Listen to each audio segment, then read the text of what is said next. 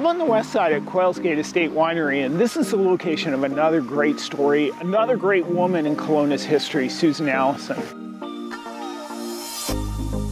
So tucked away on a corner of the Quailsgate property, you'll find this little cabin. This was the home of Susan Allison. This cabin's over 150 years old, and this was one of her favorite places in the world. She called it Sunnyside.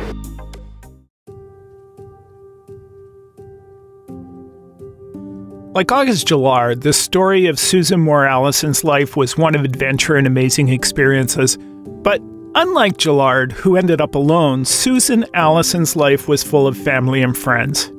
She had 14 children, all of whom lived to maturity, and some of her happiest times were spent right here at the place she called Sunnyside. Susan Moore was born in Ceylon in 1845. Her father, Stratton Moore, worked on a tea plantation there. He died young at the age of 32. Susan was only 4. Her mother took the family back to England. She remarried, and her new husband, Thomas Glennie, decided the family should emigrate to Canada. In June of 1860, the family left England aboard the ATRALTO. After 51 long days at sea, the family landed in the British colony of Victoria. There, her father asked the governor of the colony, James Douglas, where he could make his fortune. He was told to head to Fort Hope up the Fraser River.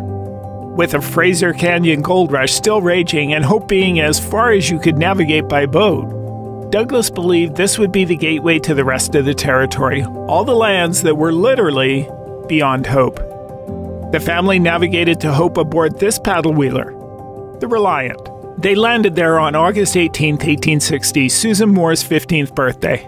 There they met this man, Edgar DEWDNEY. DEWDNEY was a young English engineer who had been asked by Governor Douglas to construct a new trail to the BC interior. In 1860, Fort Hope did not have a lot of young, eligible women.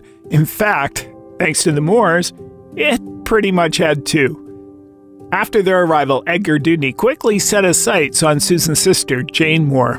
It was about this time that Susan and Jane's new stepfather, who had quickly gone through any money he might have had, abandoned the family.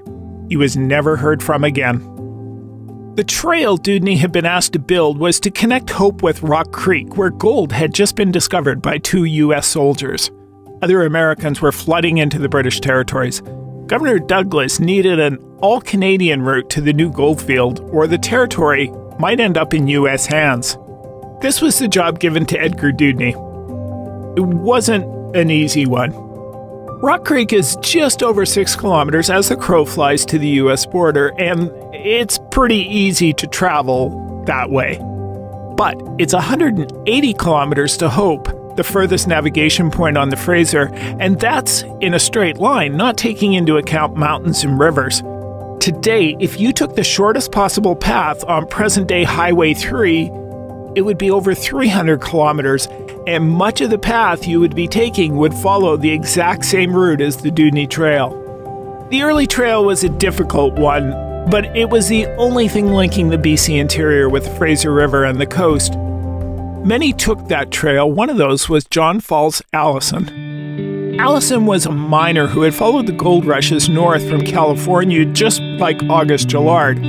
After the Rock Creek discovery, Governor Douglas asked Allison to see if there was any gold to be found in the Similkameen near the present-day town of Princeton. Allison thought the prospects were good. And as he was heading back to Hope, he discovered a new, easier route to the Fraser River running south of the current DEWDNEY Trail. Today, that route is still called the Allison Pass. While in Hope, John Allison met Susan Moore. Allison was 43, Susan was 20 years younger. Shortly after, in a small ceremony, they became husband and wife. It would be a strong partnership. John and Susan would go on to have 14 children and were the first European settlers in the Similkameen region. Their homestead was just a few miles from the forks of the Similkameen and Tulameen rivers, near where Princeton now sits. After marriage, Susan was given the job of doing the books for the small trading post that Allison ran. She hated math, being more of a romantic, but she did what was needed. What Mrs. Allison truly loved was hearing the stories from her new neighbors, the indigenous people of the Similkameen. There she discovered a treasure trove of folklore and legend that she would write about later in her life. Susan Allison loved almost everything about her new adventurous pioneer life. John Allison was a cattle rancher. Due to a string of bad winters in the Similkameen, when he lost a lot of his herd, he decided to drive that herd 100 kilometers northeast to the western shores of Okanagan Lake to spend the winter there. In 1873, he asked Susan if she'd be willing to move their family to a new home there to look after a small herd of prized thoroughbred cattle that would have been a major investment for the Allisons. It was a new adventure, so she quickly agreed. John would still spend his summers looking after the ranch in Princeton, but would spend his winters with Susan and the family in the Okanagan. And this was their new home. The 7 years Susan spent here, she would remember fondly as some of the best in her life. In 1880, a string of setbacks forced the Allisons to sell Sunnyside, and with great reluctance, Susan moved back to the ranch in Princeton. New gold strikes in the region, including a new rush at Granite Creek, convinced Allison to try mining again to try to offset losses on the ranch caused by floods and extreme winters. But the exhausting work took its toll on a man who was nearing 70 and was no longer young and robust. In 1897, at the age of 72, John Allison was laid to rest on his ranch in the Similkameen. After her life of adventure, Susan Allison now collected the stories and tales she heard from the Similkameen people and worked to publish them. She continued to rely on her sister Jane and her brother-in-law Edgar DEWDNEY, but Jane fell ill in 1906 and passed away suddenly. Edgar remarried, but he would wear this locket till his death with his two favorite people, John A. MacDonald and his wife Jane. Susan would never live again at Sunnyside. Over the years, her beloved house fell into disrepair. Then, in the 1980s, new owners, the Stewart family, who themselves had deep roots in the area, made the choice to bring the home back to life as part of the Quailsgate Estate Winery. Today, it's the Quailsgate Market, and just like back when it was the home of the Allison family, it welcomes many visitors. Susan Allison lived a long and full life. She survived her husband John by almost 40 years. She died in Vancouver on February 1st, 1937, at the age of 91. We're down here on the shore of Okanagan Lake. Behind me is the beautiful Quailsgate Estate Guest House. But I brought you down here to tell you another part of the Susan Allison story, about the day that she met Ogopogo. It happened right here, on this bluff, on a day almost 150 years ago. Of course, on that day, Ogopogo wasn't called Ogopogo. Its name, the name it's had for thousands of years, was Inahak'it, the sacred spirit of the lake. European settlers wouldn't give it the name Ogopogo for another 50 years or so. Susan first heard the story of Inahak'it shortly after coming to Canada, but would continue to be fascinated by it her entire life. She never imagined she'd come face to face with it. But on one stormy winter day, John decided to take a small boat across the lake to the mission for supplies. Susan did not think this was a good idea. The next morning, she got up and walked down to this bluff to watch for her husband coming back.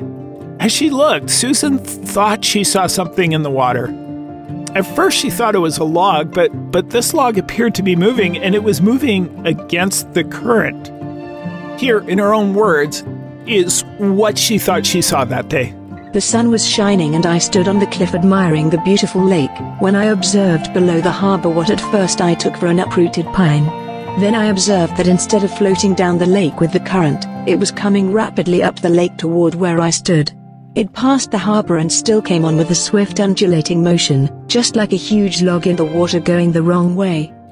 For the rest of Susan's life, she was sure she had met the sacred spirit. John did make it to the mission and back safely, and Susan would be the first European to claim she had seen Ogopogo. Many years later, a one-act opera, The Lake, was written about that day.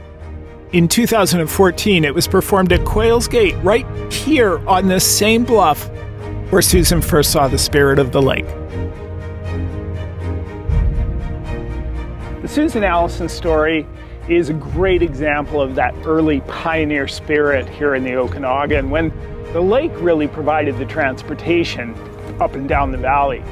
But eventually a railway did come to the Okanagan, and that's where we're going to go for our next story. We're going to go up to MOIR Canyon on the KVR.